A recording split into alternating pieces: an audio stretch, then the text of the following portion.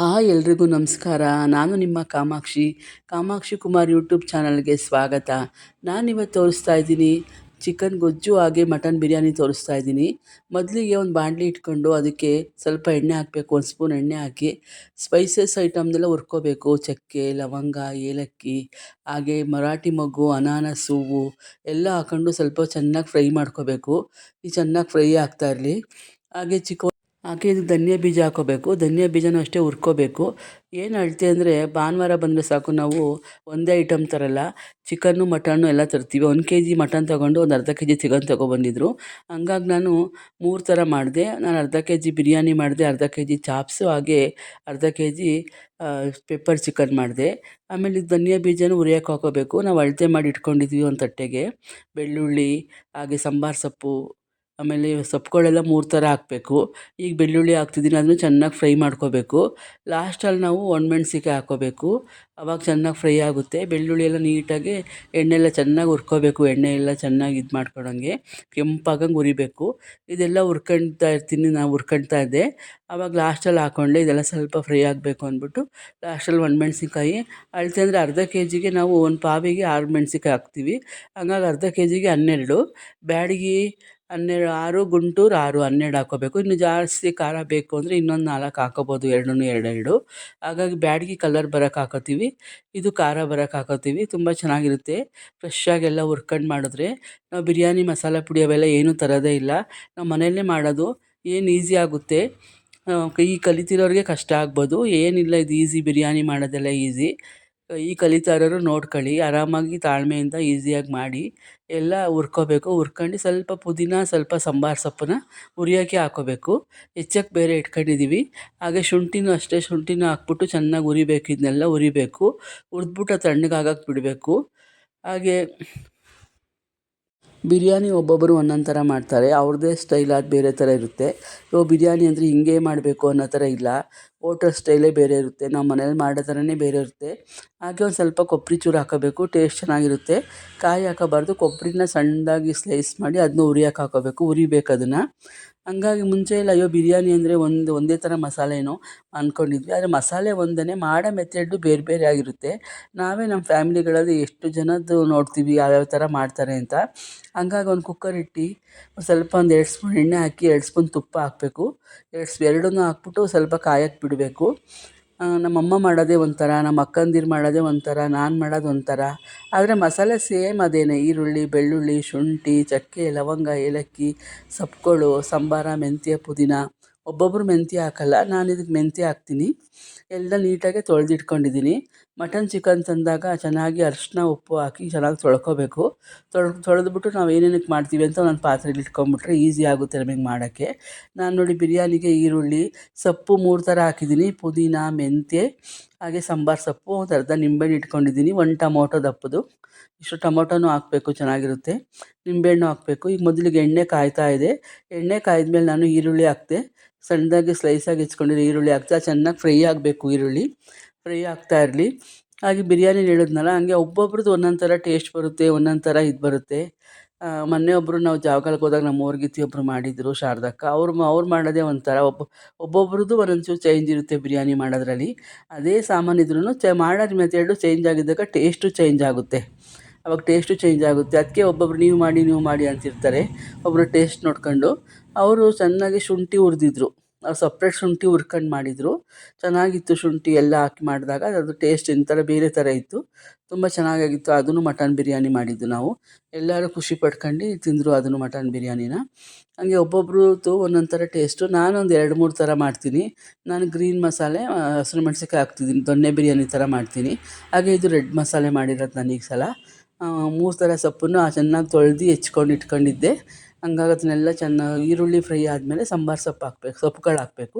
ಆಮೇಲೆ ಹಾಕೋ ರೀತಿಲೂ ಅಷ್ಟೇ, ಒಂದೊಂದು ಆದಮೇಲೆ ಒಂದೊಂದು ಅಂದ್ರೆ ಇದು ನಮ್ಮಮ್ಮ ಹೇಳ್ಕೊಟ್ಟಿದ್ದು. ಅವಾಗ ನಮ್ಮಮ್ಮನ ಕೈ ನಾವು ನೋಡ್ಕೊಂಡು ಮಾಡಿದಾಗ ಈರುಳ್ಳಿ ಯಾವುದೇ ಐಟಮ್ಗೂ ಈರುಳ್ಳಿ ಹಾಕಬೇಕು. ಈರುಳ್ಳಿ ಚೆನ್ನಾಗಿ ಸ್ವಲ್ಪ ಬಾಡಾದಮೇಲೆ ಸೊಪ್ಪುಗಳು ಹಾಕಬೇಕು. ಆಮೇಲೆ ಟೊಮೊಟೊ ಹಾಕಬೇಕು. ಟೊಮೊಟೊ ಆದಮೇಲೆ ಫಸ್ಟೇ ಹಾಕಬಾರ್ದು. ಟೊಮೊಟೊನೂ ಚೆನ್ನಾಗಿ ಫ್ರೈ ಆಗಬೇಕು, ಸ್ಮೂತಾಗಂಗೆ ಫ್ರೈ ಆಗಬೇಕು ಟೊಮೊಟೊನು. ಮಟನ್ ಬಿರಿಯಾನಿ ಮಾಡಬೇಕು ಅಂದರೆ ಟೈಮ್ ಹಿಡಿಯುತ್ತೆ, ಸಡನ್ನಾಗಿ ಮಾಡೋಕ್ಕಾಗಲ್ಲ. ಒಂದು 1 ಅವರ್ ಆದ್ರೂ ಬೇಕೇ ಬೇಕು. ನಾವೆಲ್ಲ ಬಿಡಿಸ್ಕೊಂಡು ಹುರ್ಕೊಂಡು ಸೊಪ್ಪೆಲ್ಲ ಕ್ಲೀನ್ ಮಾಡ್ಕೊಂಡು ಮಟನ್ ಚಿಕನ್ ಎಲ್ಲ ತೊಳ್ಕೊಂಡು ಆಮೇಲೆ ನಾವು ಎಲ್ಲ ರೆಡಿ ಮಾಡ್ಕೊಂಡಿದ್ರೆ ಬೇಗ ಬೇಗ ಮಾಡ್ಬೋದು. ಏನು ಬೇಗ ಮಾಡಿದ್ರು ನಾವು ಮಟನ್ ಕೂಗಿಸ್ಕೊಂಡಾಗ ಒಂದು 5 ವಿಷಲ್ ಕೂಗಿಸ್ಕೊಳ್ಳೇಬೇಕು ಮಟನ್ ಬಿರಿಯಾನಿಗೆ. ಹಂಗಾಗಿ 4 5 ಕೂಗಿಸ್ಕೋಬೇಕು. ಅವ್ರವ್ರು ಇದು ಗೊತ್ತು ಯಾವ ಥರ ಕೂಗಿಸ್ಕೋತಾರೆ ಅಂತ. ಹಂಗಾಗಿ ಮಟನ್ ಬಿರಿಯಾನಿ ತುಂಬ ಲೇಟ್ ಆಗುತ್ತೆ. ಕೂಗಿಸ್ಕೊಂಡು ಆರಿಸ್ಕೊಂಡು ಆಮೇಲೆ ನಾವು ಅಕ್ಕಿ ಹಾಕೋದು. ನೋಡಿ ಈಗ ಮಟನ್ ಹಾಕ್ತಾಯಿದ್ದೀನಿ. ಮಟನ್ ಚೆನ್ನಾಗಿ ಇದು ಟೊಮೊಟೊ ಎಲ್ಲ ಹಾಕಿದ್ಮೇಲೆ ನಾನು ಮಟನ್ ಹಾಕಿದೆ. ಮಟನ್ನು ಚೆನ್ನಾಗಿ ಸುಂಡಬೇಕು. ಸ್ವಲ್ಪ ಅರಿಶಿನ ಪುಡಿ ಹಾಕ್ಬೇಕು, ಅದಕ್ಕೆ ಚೆನ್ನಾಗಿ ಸುಂಡಬೇಕು. ಅದನ್ನು ಸುಂಡ್ಬೇಕಾದ್ರೆ ಉಪ್ಪು ಹಾಕ್ಬಿಡ್ಬೇಕು. ಚಿಕನ್ ಬಿರಿಯಾನಿ ಆದರೆ ಈಸಿಯಾಗಿ ಮಾಡ್ಬೋದು. ಚಿಕನ್ ಬಿರಿಯಾನಿ ಈ ಥರ ಹುರ್ಕೊಂಡೆಲ್ಲ ಮಾಡ್ಬೋದು, ಈಸಿ ಆಗುತ್ತೆ. ನಾವು ಚಿಕನ್ ಹಾಕಿದ್ಮೇಲೆ ಅದ್ರ ಜೊತೆಗೇ ಚೆನ್ನಾಗಿ ಬಾಡಿದ್ಮೇಲೆ ಅಕ್ಕಿ ಹಾಕಿದ್ರೆ ಕೂಗಿಸಿದ್ರೆ ಮುಗ್ದೇ ಹೋಯ್ತು. ಆದರೆ ಮಟನ್ ಬಿರಿಯಾನಿ ಹಂಗಲ್ಲ, ಮಟನ್ ನಾವು ಕೂಗಿಸ್ಕೊಳ್ಳೇಬೇಕು.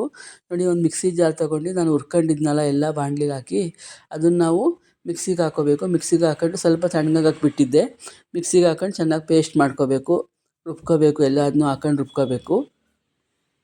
ಚಿಕನ್ ಬಿರಿಯಾನಿಗೆ ಹಂಗೆ ಪುಡಿಗಳು ಹಾಕ್ಬಿಟ್ಟು ಮಾಡ್ಬೋದು ಈಸಿಯಾಗಿ. ಬೇಗ ಅರ್ಜೆಂಟಿಗೆ ಬೇಕು, ತುಂಬ ಹೊಟ್ಟೆ ಹಸಿತಾಯಿದೆ ಯಾವಾಗಲಾದ್ರು ಅಂದಾಗ ಟೈಮ್ ಇದ್ದಾಗ ಬೇಗ ಮಾಡಬೇಕು ಅಂತ ಚಿಕನ್ ಬಿರಿಯಾನಿ ಮಾಡ್ಕೊಬಿಡ್ಬೇಕು, ಬೇಗ ಆಗೋಗುತ್ತೆ. ಜನಗಳು ಬಂದಾಗಲೂ ಅಷ್ಟೇ ಚಿಕನ್ ಬಿರಿಯಾನಿ ಮಾಡ್ಕೊಂಡು ಮಟನ್ ಚಾಪ್ಸ್ ಮಾಡ್ಕೊಬೋದು. ಮಟನ್ ಬಿರಿಯಾನಿ ಮಾಡ್ತೀವಿ ಅಂದಾಗ ತುಂಬ ಜನ ಎಲ್ಲ ಇದ್ದಾಗ ಲೇಟಾಗಿ ಹೋಗ್ಬಿಡುತ್ತೆ ಮಟನ್ ಬಿರಿಯಾನಿ.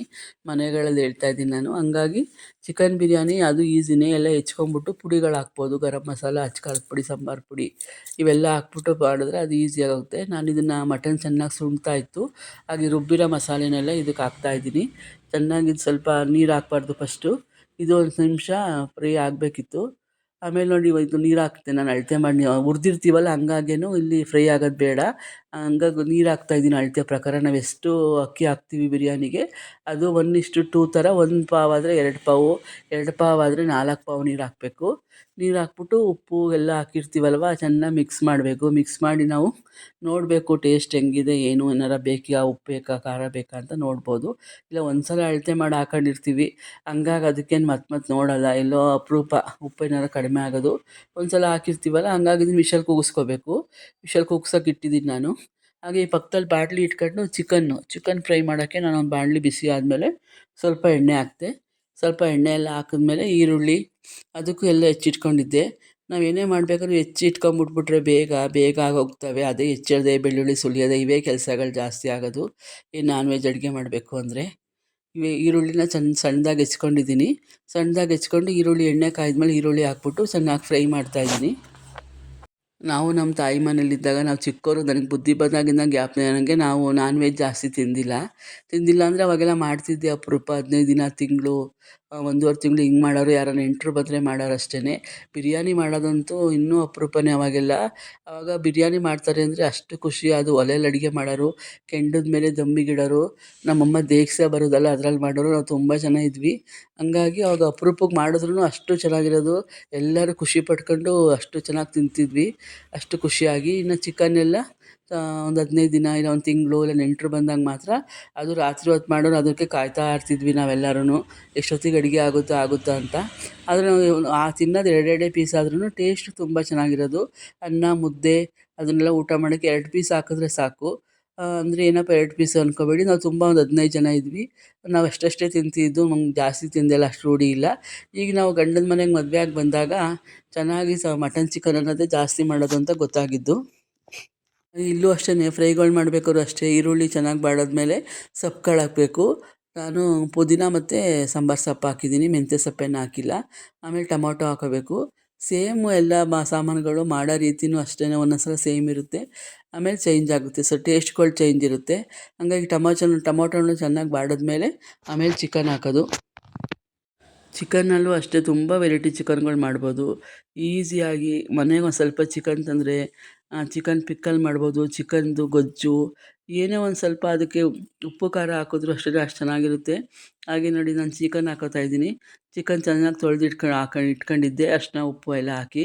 ಯಾಕೆ ಅಂದರೆ ಅದು ತೊಳಿಬೇಕು ಅಂದರೆ ಚೆನ್ನಾಗಿ ಅದು ಹೊಲಸಿರುತ್ತೆ, ಹೊಲಸು ವಾಸನೆಗೆ ತಿನ್ನೋಕ್ಕೆ ಆಗೋಲ್ಲ. ಹಂಗಾಗಿ ಚೆನ್ನಾಗಿ ತೊಳೆದಾಗ ಹೊಲಸೆಲ್ಲ ಹೋಗುತ್ತೆ. ನಮ್ಮ ಮನೇಲಿ ಏನಂದರೆ ಚೆನ್ನಾಗಿ ತೊಳಿಬೇಕು ಅಂತ ನಮ್ಮ ಅಮ್ಮ ಹೇಳ್ಕೊಟ್ಟಿರೋದು. ಚೆನ್ನಾಗಿ ತೊಳಿತೀನಿ, ಎಲ್ಲರ ಮನೇಲಿ ತೊಳಿತಾರೆ ಎಲ್ಲರೂ.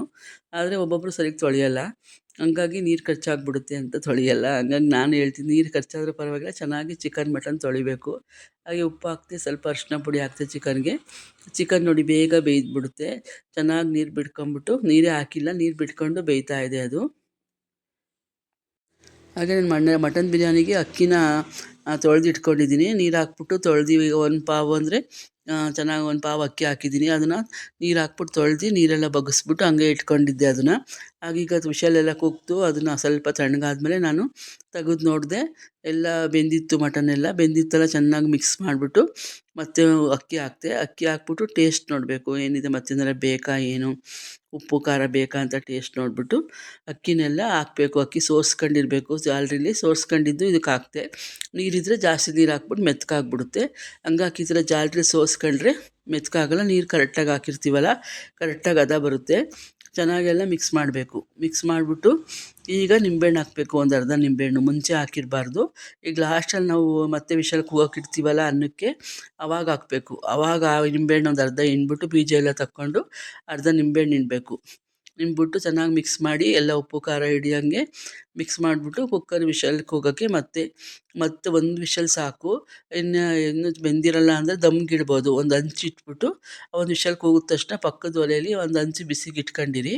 ಆ ವಿಷಲ್ ಕೂಗಿದ ತಕ್ಷಣ ಆ ಹಂಚು ಮೇಲೆ ಒಂದು 5 ನಿಮಿಷ ಇಟ್ಬಿಟ್ರೆ, ಒಂದು ವಿಷಲ್ ಕೂಗಿದ ತಕ್ಷಣ ಹಂಚು ಮೇಲೆ ಒಂದು 5 ನಿಮಿಷ ಇಟ್ಕೊಂಡ್ರೆ, 5-10 ನಿಮಿಷ ಇಟ್ಕೊಂಡ್ರೆ ಅದು ದಮ್ ಬರುತ್ತೆ. ಹಂಗಾಗಿ ಚೆನ್ನಾಗಿರುತ್ತೆ. ಇದಕ್ಕೆ ನಾನೀಗ ಎಲ್ಲ ಹಾಕೊಂಡ್ಮೇಲೆ ಶುಂಠಿ ಬೆಳ್ಳುಳ್ಳಿ ಪೇಸ್ಟ್ ಹಾಕೋತಾ ಇದ್ದೀನಿ. ಅದನ್ನು ಅಷ್ಟೇ ಚೆನ್ನಾಗಿ ಹಸಿ ವಾಸನೆ ಎಲ್ಲ ಹೋಗಬೇಕು. ಶುಂಠಿ ಬೆಳ್ಳುಳ್ಳಿ ಹಾಕೊಂಡಾಗ ಹುರಿದಿರಲ್ವಲ್ಲ ಇದಕ್ಕೆ, ಹಂಗೆ ಹಾಕೋದ್ರಿಂದ ಶುಂಠಿ ಬೆಳ್ಳುಳ್ಳಿದೆಲ್ಲ ಹಸಿ ವಾಸನೆ ಹೋಗೋವರೆಗೂ ಚೆನ್ನಾಗಿ ಕುದಿಸ್ಬೇಕು, ಫ್ರೈ ಮಾಡಬೇಕು. ಹಾಗೆ ನಾನು ಮದುವೆಯಾಗಿ ಬಂದಾಗ ನಮ್ಮ ಅತ್ತೆ ಮನೇಲಿ ವಾರಕ್ಕೆ 3-4 ದಿನ ಮಾಡೋರು. ಭಾನುವಾರ, ಮಂಗಳವಾರ, ಶುಕ್ರವಾರ ಎಲ್ಲ ಮಟನ್ ಚಿಕನ್ ಎಲ್ಲ ಮಾಡೋರು. ಅದಿರಲೇಬೇಕು ಅನ್ನೋ ಥರ ಅಷ್ಟು ಮಾಡೋರು. ನಾನು ಇದೇನಪ್ಪ ವಾರಕ್ಕೆ 3 ಸಲ ಹಿಂಗೆ ಮಾಡ್ತಾರಲ್ಲ ಅಂದ್ಕೊಳುವೆ.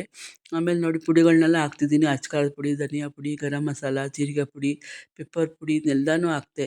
ಎಲ್ಲನೂ ಹಾಕಿ ಚೆನ್ನಾಗಿ ಮಿಕ್ಸ್ ಮಾಡ್ತಾಯಿದ್ದೀನಿ. ಚೆನ್ನಾಗಿ ಮಿಕ್ಸ್ ಮಾಡಿದ್ರೆ ಉಪ್ಪು ಖಾರ ಎಲ್ಲ ಚೆನ್ನಾಗಿ ಹಿಡಿಯುತ್ತೆ. ಒಂದು ಮುಚ್ಚಿಡಬೇಕು, ಇದಕ್ಕೆ ಚಿಕನಿಗೆ ಮುಚ್ಚಿಡಬೇಕು. ಆವಾಗಿಂದ ನಮಗೂ ರೂಢಿ ಆಗ್ಬಿಡ್ತು. ಅವರೆಲ್ಲರೂ ಚೆನ್ನಾಗಿ ಬಿಸ್ನೆಸ್ ಅವರಲ್ವ, ಚೆನ್ನಾಗಿ ಕೆಲಸ ಮಾಡ್ಕೊಂಬರೋರು. ಸಂಜೆ ಹೊತ್ತಾಯ್ತು ಅಂದರೆ ಮಟನ್ನು, ಚಿಕನ್ನು, ಮೀನು, ಏಡಿ, ಫಿಶ್ ಎಲ್ಲ ತಗೊಬರೋರು. ತಗೊಬಂದು ಚೆನ್ನಾಗಿ ಮಾಡ್ಕೊಂಡು ತಿನ್ನೋರು. ಬೋಟಿ ಅಪರೂಪ, ತಿಂಗಳಿಗೊಂದ್ಸಲ ಬೋಟಿ ಎಲ್ಲ ಮಾಡೋರು. ಚಿಕನಿಗೆ ಮುಚ್ಚಿಟ್ಟೆ. ಹಾಗೆ ಕುಕ್ಕರ್ ಇಟ್ಟಿದ್ನಲ್ಲ, ಅದು ವಿಷಲ್ ಕೂಗ್ತು. ಒಂದು 2 ವಿಷಲ್ ಕೂಗಿಸ್ದೆ. ಆಮೇಲೆ ನಾನು ಚೆನ್ನಾಗಿ ಮಿಕ್ಸ್ ಮಾಡಿದೆ. ಮಿಕ್ಸ್ ಮಾಡಿಬಿಟ್ಟು ನಾವು ಮೊಟ್ಟೆ ಬೇಯಿಸಿದ್ದೆ. ಆ ಚಿಕನ್ ಗೊಜ್ಜು ಹಾಕೊಳ್ಳೋದು ವೀಡಿಯೋ ಬಂದಿಲ್ಲ, ಹಂಗಾಗಿ ಚಿಕನ್ ಬಿರಿಯಾನಿ, ಮೊಟ್ಟೆ, ಹಾಗೆಯೇ ಚಾಪ್ಸು ಆಮೇಲೆ ಸಂಜೆಗಾಗುತ್ತೆ ಅಂತ ಮಾಡಿಟ್ಟಿದ್ದೆ ಅಷ್ಟೇ. ಈ ವಿಡಿಯೋ ನೋಡಿದ್ದಕ್ಕೆ ಧನ್ಯವಾದಗಳು. ಇನ್ನೂ ಯಾರ್ಯಾರು ನನ್ನ ಚಾನಲ್ ಸಬ್ಸ್ಕ್ರೈಬ್ ಆಗಿಲ್ಲ, ಸಬ್ಸ್ಕ್ರೈಬ್ ಆಗಿ. ಧನ್ಯವಾದಗಳು.